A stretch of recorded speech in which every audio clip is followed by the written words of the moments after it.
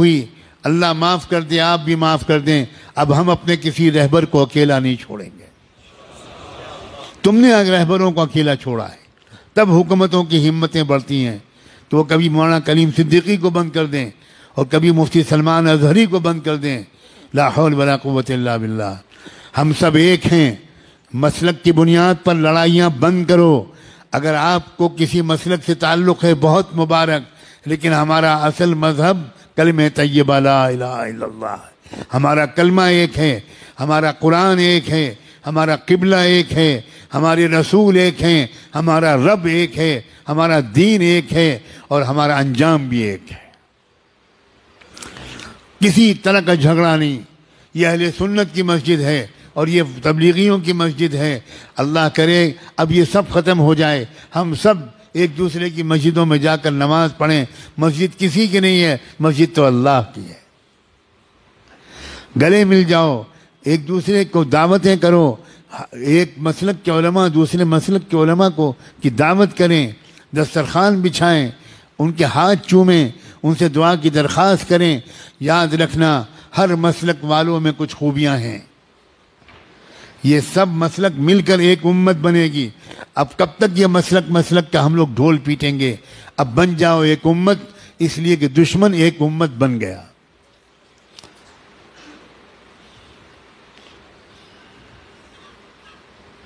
قرآن نے اعلان کیا ہے والذین کفروا بعضهم اولیاء بعض الا تفعلوه تکن فتنة فی الارض وفساد کبیر۔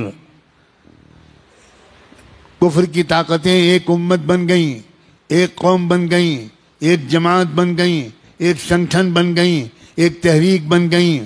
آپس کے اختلافات انہوں نے ختم کر کے ایک ہو گئے وہ تمہارے خلاف۔ الا تفعلوه تکن فتنة فی الارض وفساد کبیر۔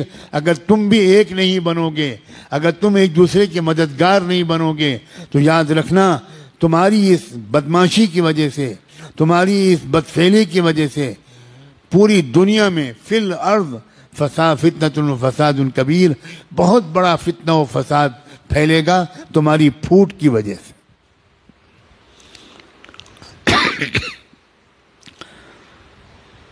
اب تو نہ مدرسے چھوڑے جا رہے ہیں، نہ درگاہیں چھوڑی جا رہی ہیں، مدرسوں پر بھی بلڈوزر چل رہے ہیں، مسجدوں پر بھی بلڈوزر چل رہے ہیں، اور درگاہوں پر بھی، مزاروں پر بھی بلڈوزر چل رہے ہیں۔ واہ واہ واہ واہ۔ اب بھی امت ایک نہیں ہوگی، اب بھی درگاہیں اور مزاریں والے الگ رہیں گے اور مدرسے والے الگ رہیں گے۔ اب تو بھائی خدا کے لیے اب تو ایک ہو جاؤ، ایک ہو کر مضبوط۔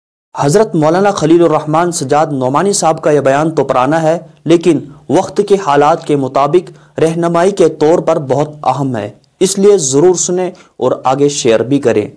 انہوں نے کہا کہ اس وقت تمام مسلمانوں کو ایک ہونے کی ضرورت ہے۔ مسلکی اختلاف اپنی جگہ، تم سے کوئی یہ نہیں کہتا کہ اپنا مسلک چھوڑ دے، اپنے مسلک پہ ڈٹے رہیں، اپنے مسلک پہ جمے رہیں۔ اگر کوئی تمہارے مسلک پہ حملہ کرتا ہے، اگر کوئی دشمن تمہارے مسلک پہ انگلی اٹھاتا ہے تو ڈٹ کر اس کا مقابلہ بھی کریں۔ مسلکی اختلاف اپنی جگہ، لیکن مسلمان ہونے کی حیثیت سے ہمیں ایک ہونے کی ضرورت ہے۔ اللہ تعالی ہم سب کے حال پر رحم فرمائے، آمین۔